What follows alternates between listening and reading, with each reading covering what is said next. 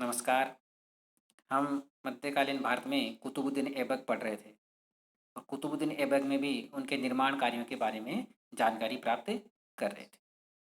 तो आज हम इस वीडियो में कुतुब मीनार और उनके अन्य निर्माण कार्यों के बारे में जानेंगे। कुतुब मीनार जो है वो दक्षिणी दिल्ली में मेहरौली भाग में स्थित है। ईंट से बनी विश्व की सबसे ऊंची इमारत है। ईंट से बनी हुई, क्योंकि कुतुब मीनार का निर्माण ईंटों से किया गया है, तो ईंट से बनी विश्व की सबसे ऊंची इमारत है। इसकी ऊंचाई 72.5 मीटर है। आधार पर इसका व्यास 14.32 मीटर और शिखर पर इसका व्यास 2.75 मीटर है।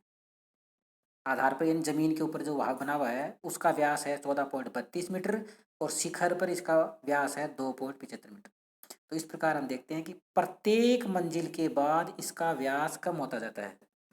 जैसे जैसे इसकी मंजिलें पर जाते हैं, 5 मंजिला इमारत है, तो जैसे जैसे ऊपर चढ़ेंगे तो प्रत्येक मंजिल के बाद इसका व्यास कम हो जाता है।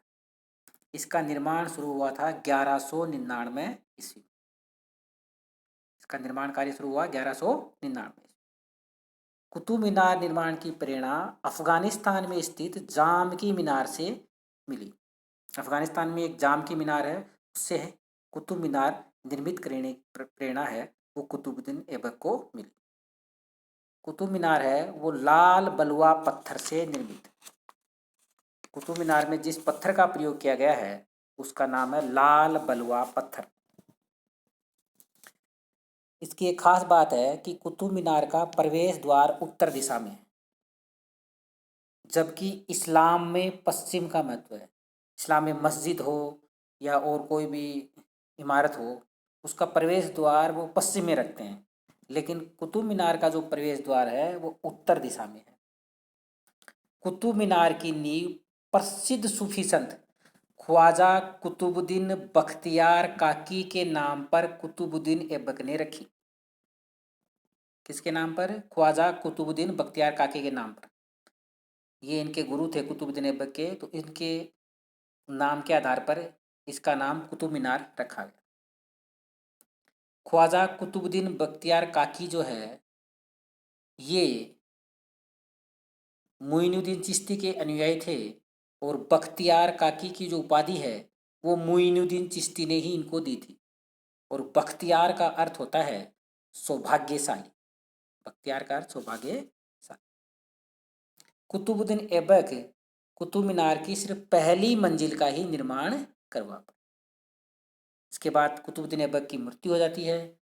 उसके बाद आराम शाह और उसके बाद इल्तुतमिश शासक बनता है। इल्तुतमिश ने इसकी दूसरी, तीसरी और चौथी मंजिल का निर्माण करवाया। उसके बाद मोहम्मद बिन तुगलक भी इसके निर्माण कार्य से जुड़े रहे। उसके बाद में फिरोज तुगलक के समय इस पर बिजली गिर गई थी और बिजली गिरने से इसकी चौथी जो मंजिल है वो टूट गई। तो उस चौथी मंजिल का पुनः निर्माण फिरोज शाह तुगलक ने करवाया और एक 5वीं नई मंजिल का निर्माण भी फिरोज शाह तुगलक ने करवाया। सिकंदर लोदी भी इसके निर्माण कार्य से जुड़े रहे। मेजर स्मिथ ने भी 1794 ईस्वी में इसका पुनः निर्माण करवाया था। तो इस प्रकार देख सकते हैं कि कुतुब मीनार के निर्माण से बहुत से शासक जुड़े हुए थे। कुतुबुद्दीन ऐबक, इल्तुतमिश, मोहम्मद बिन तुगलक, फिरोज शाह तुगलक, सिकंदर लोदी, मेजर स्मिथ। इस इमारत के जो छज्जे हैं उसके निर्माण में अवरोही टोडा तकनीक काम में ली गई है। स्थापत्य कौन सी तकनीक? अवरोही टोडा तकनीक इसके छज्जों के निर्माण में काम में ली गई। इसकी जो मीनारें हैं उनकी दीवारें हैं वो ढलान लिए हुए हैं और इसका निर्माण का मुख्य उद्देश्य संभवतः ये माना जाता है कि तुर्की विजय के उपलक्ष्य में इसका निर्माण किया गया। इसके बाहरी भाग पर अरबी और फारसी में लेख है। कुतुब मीनार पर एक लेख है जिसमें फजल इब्न अब्बन माली के नाम मिलते हैं। ये नाम इसके ऊपर एक लेख है, उस लेख में ये नाम इसमें मिल जाता है। यूनेस्को जो है, यूनेस्को की विश्व धरोहर सूची में 1793 ईस्वी में इसको शामिल कर लिया गया। यूनेस्को की विश्व धरोहर सूची में इसको कब शामिल किया गया? 1700 नहीं, 1900